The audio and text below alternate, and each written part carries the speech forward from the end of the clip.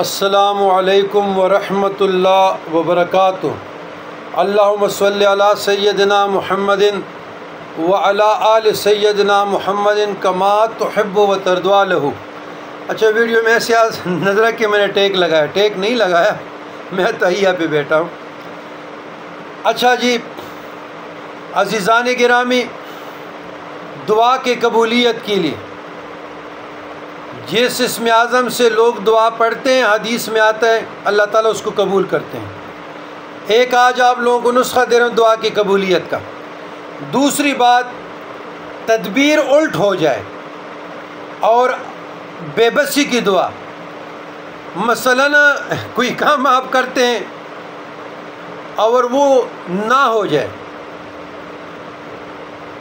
آپ کی منگنی ٹوٹ جاتی ہے یا باہر جانا چاہتے ہیں، جو بھی ہے، اور وہ آپ کے جو توقع کے خلاف، تو اس پہ ہمیں کیا کرنا چاہیے؟ ہم نبوی نسخہ آپ کو تعلیم کرتے ہیں صلی اللہ علیہ وسلم۔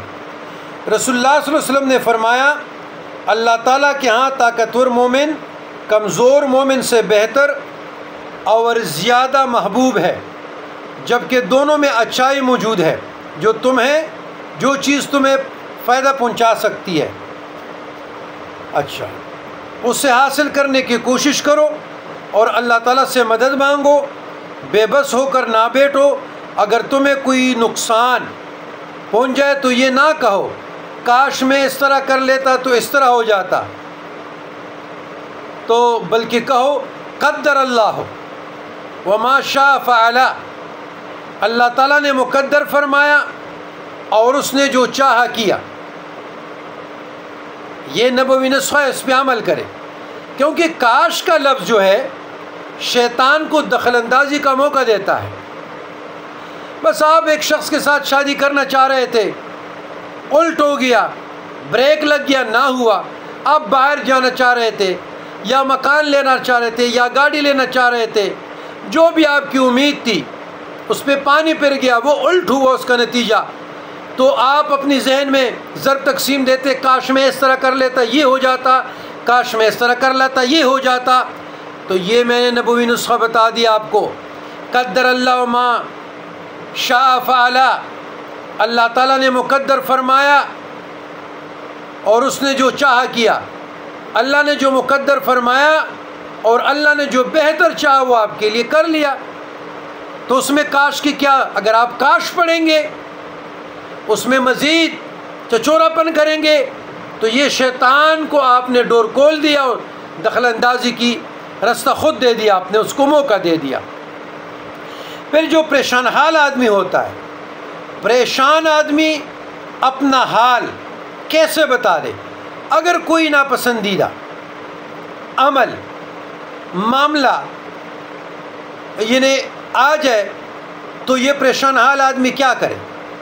تو نبوی نسخہ یہ ہے، اگر کوئی ناپسندیدہ معاملہ سامنے آتا تو آپ صلی اللہ علیہ وسلم فرماتے الحمدللہ علی کل حال، ہر حال میں ساری تعریف اللہ کے لیے ہے، الحمدللہ علی کل حال۔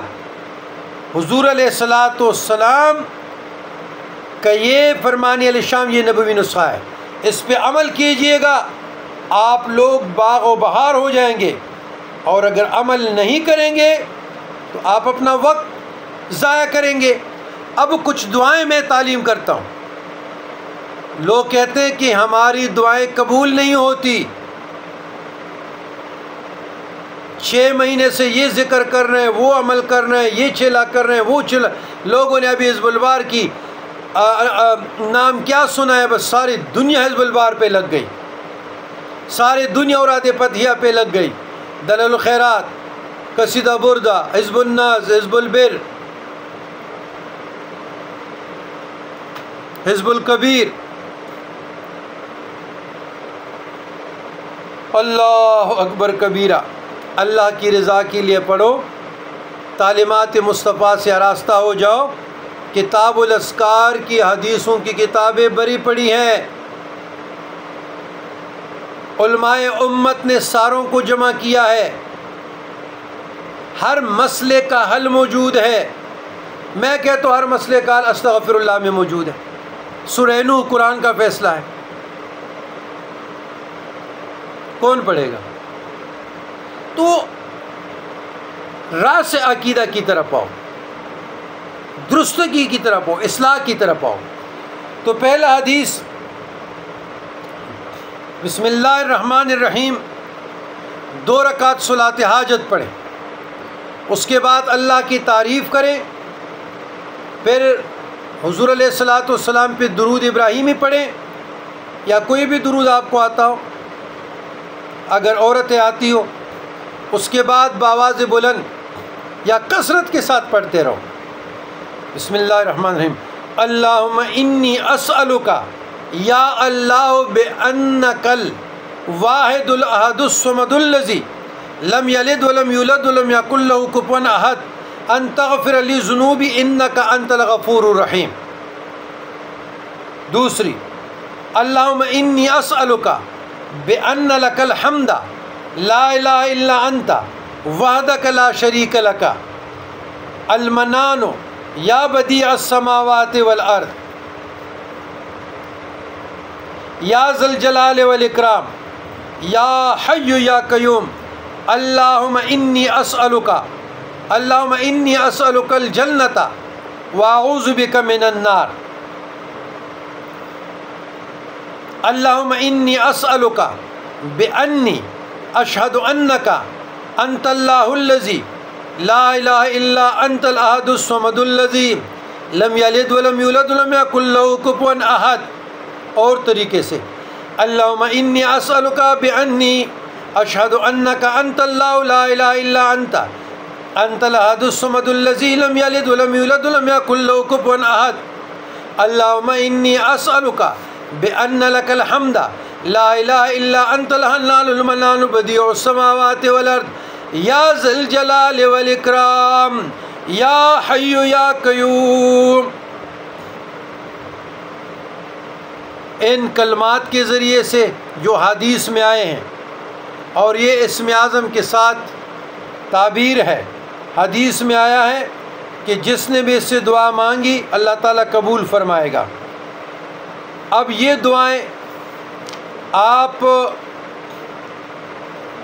اس میں سے کوئی بھی دعا، یہ تو مختلف احادیثوں میں آئے ہم نے بتا دی، تو اس میں سے کوئی بھی دعا آپ کثرت سے پڑھیں اور اس سے دعا کرتے رہیں، اللہ آپ کی دعاؤں کو قبول کرے گا۔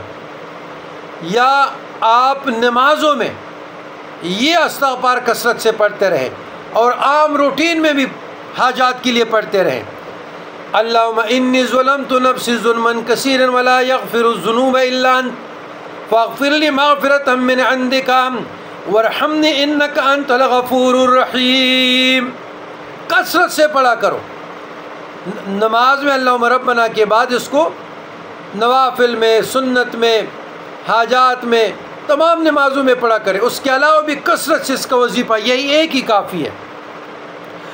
اس کے بعد اگر کسی کو فرصت ملے یہ دعائیں یاد کریں۔ بسم اللہ الرحمن الرحیم، اللہم انی اعوذ بک من عذاب القبر واعوذ بک من فتنة المسیح الدجال واعوذ بک من فتنة المحیا والممات اللہم انی اعوذ بک من المأثم والمغرم۔ تمام مشکلات کے لیے نمازوں میں بھی پڑھیں اور یاد کریں، انشاءاللہ آپ مالا مال ہو جائیں گے۔ اور یہ دعائیں آپ تشہد کے بعد، اللہم ربنا کے بعد آپ کثرت سے بھی پڑھ سکتے ہیں، ہر نماز میں پڑھ سکتے ہیں۔ پڑھیں تو صحیح نا جی، آپ کی زندگی میں بہار آ جائے گی۔ آپ لوگ اسم اعظم مانتے در بدر پھرتے نا جی کہ یہی اسم اعظم ہے، ان دعاؤں کے ساتھ رشتہ جوڑو، آپ کو قرب خداوندی بھی عطا ہوگی۔ یہی حضور علیہ السلام کی تعلیمات ہے اور یہی آپ کو اللہ تک پہنچائے گا۔ لیکن پڑھیں گے کون؟